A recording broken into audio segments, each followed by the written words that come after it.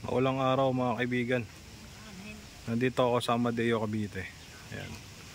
Ayan yung property yung binibenta ko. Along Barangay Road. Ano. Kita nyo malaki naman yung ano, diba? Kalsada.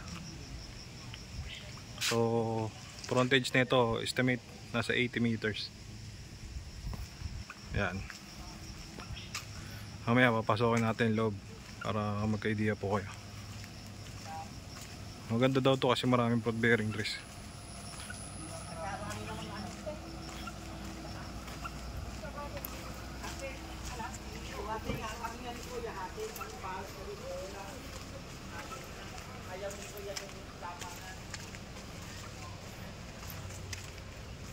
May tangke pa ng tubig oh.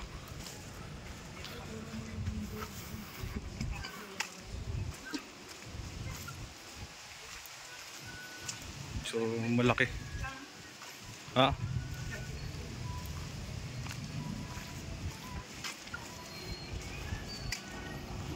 Malaki pala to. Lampas to ng 80, tingin ko. Pero estimate mo nasa 80 meters. Nasa 80 meters. Nasa 80 meters yung ano niya. Kwentada nung frontage. Nasa 80 meters. Meron siguro. Hanggang dyan may tood na yun. Dito. Yung tood na yun. Yan. Hanggang yung dito. Ano mo? Ito. Oo nga yan. Tumakot dyan. Diretso yan doon. Walang liko yan. Diretso yan doon. Doon lang mayroon sa tingin ko bata. Sa kabila. Asan ba yung sasakyan? Maraming tanim siya oh. Pwede gawandaan pa kung larwa. Kung gawandaan. Maraming tanim sa loob. Lang naman ilat niyan. Sa kabila. May ilat pala to ano? Konti lang. Ganyan lang. Pwede gawandaan sa pasok. Oo. Sige oh. Papakonta ko na lang doon kayo kay kuya. May linya ng tubig sa barangay ito. May linya sa tapos may kuryente na rin oh. Kuryente. Dalawang kontador dito. Sa linya ng tubig, 3. Malakas ang tubig dito. Araw-araw, walang matit ang tubig dito. Araw-gabi. Pag nabaran ang plants ito nawawala ang tubig. Ubas lang wala dyan. Oh, mga tanim. Mga mayroong mangustin. Mangustin. Lalo na nga, ang ubas lang wala dyan. Ubas lang wala. Tawag sa prutas dito. Sige oh. Salamat po kuya.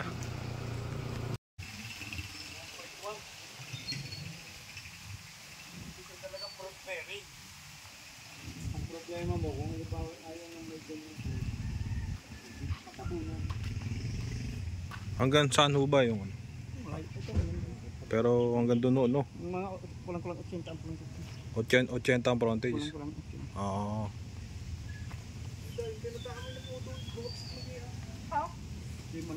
May pababa sure pa ganun no? Yan, pagdating dyan, pantay na. Ito ba titulado? Teka. Ito ba, title ba ito? Titulado? Nagniawag ang title.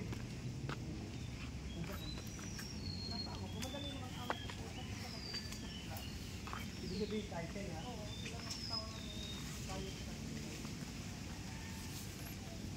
Meron po siyang ano yun. Hagdaan pababa.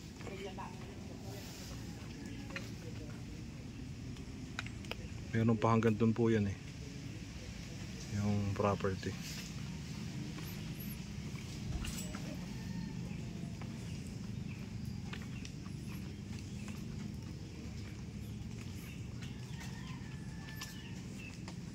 Nilagyan nila ng ano, hagda ng ano mismong tulay.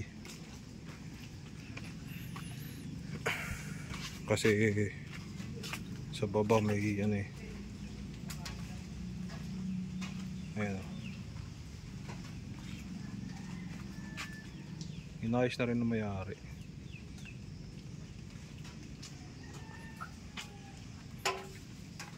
Wala naman tubig eh. Hanggang dun. Pero pag bumagyo, hindi naman siguro aabot, pataas naman siya eh. Maganda to kasi maraming fruit bearing trees. Ayun. Maraming fruit bearing trees. Kung sa 1 hectare po ito eh. Ayun, may bakod siya. May bakod.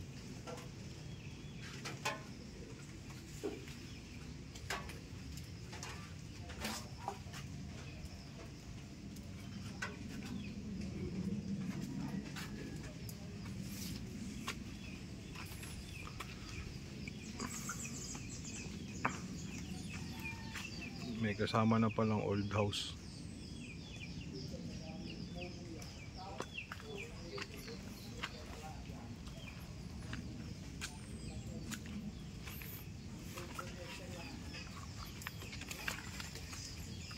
Ayun ba, yung pinakadulo. Maraming fruit bearing trees eh.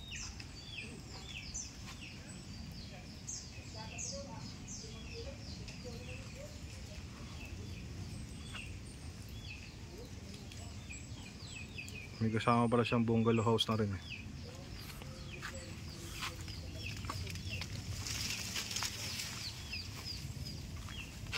May kubo na rin dito.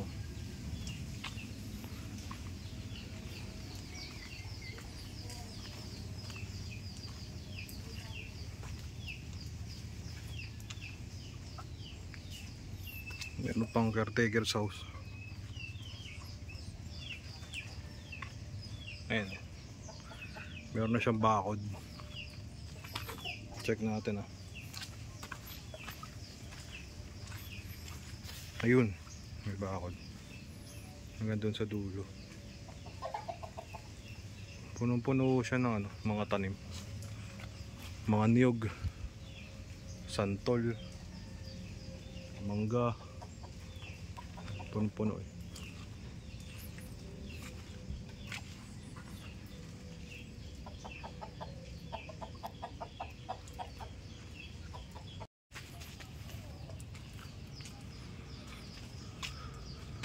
Punong-puno ng fruit bearing trees.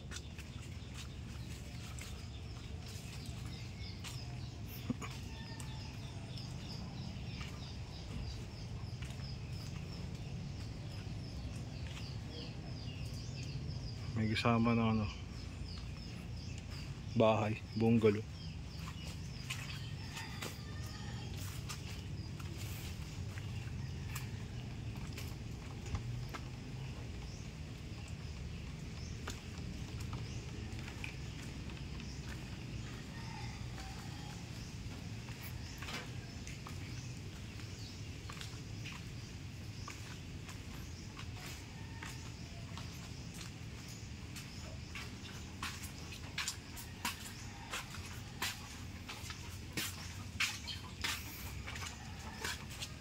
Ayan o, may bakod na rin.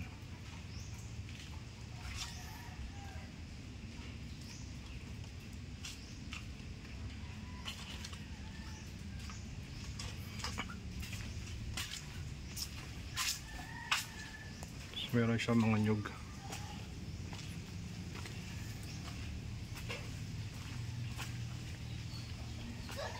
May santol.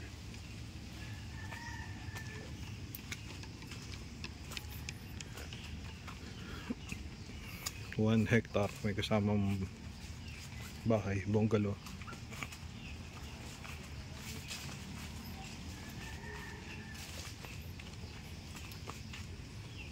Ito yung bahay. Hindi lang natin makapasok kasi nakalaki.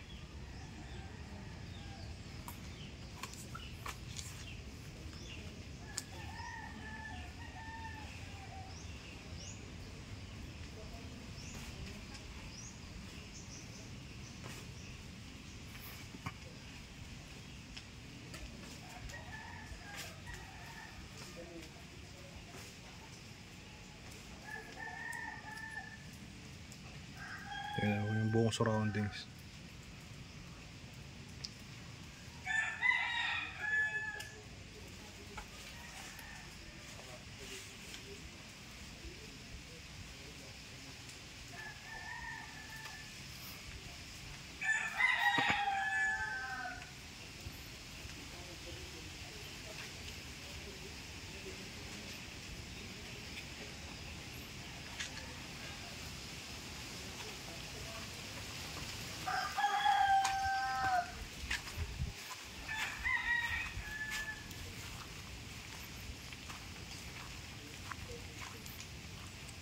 So may bakod na pala siya lahat guys, no?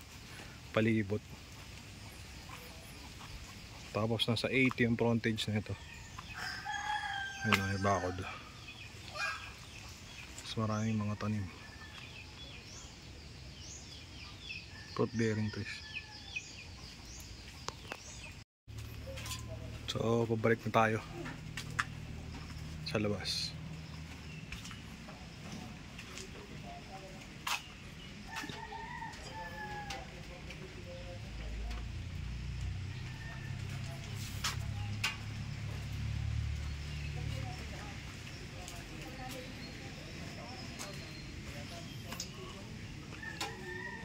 Meron na rin pala siyang ano, tangke ng tubig. Ayun.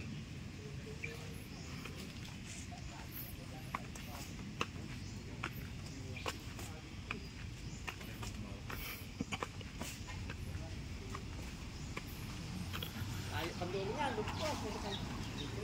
Pagkita niya, kaluran niya to. Di ba yun may bakod na? Sa bahay lang yan. Ah, sa bahay lang ba yun? Oo. Pa yan, malayo pa. Higit nga 1 hektarya yan. Gano'ng kalaki? Anong pinakasukat niya? Bali ang labis 1,000 yun. Yung labis. 1.1. 1.1. Ah, so 11,000 square meter. Ang lapad niyan doon sa dulo, dito lang ang maliit sa patron doon sa dulo, maluang. Pero ang frontage nito nasa $100. Wala. Wala? Mga kulang-kulang. 80. 80 ang... Dalawang pusti yan yun. O, edi 100. Kung dalawang Hindi poste. naman hagit masyado yung isa. Dalawang poste, 100 yan. Dito lang sa may yugyan na kulay. Ayun ang mga 100, dalawang poste. Mga more or less 80. Yung 80 siguro yan. Yung yug na pulang yan naman eh. Pag dalawang poste. Saka doon eh. Kapila niya. Oh. 1.1. Hmm.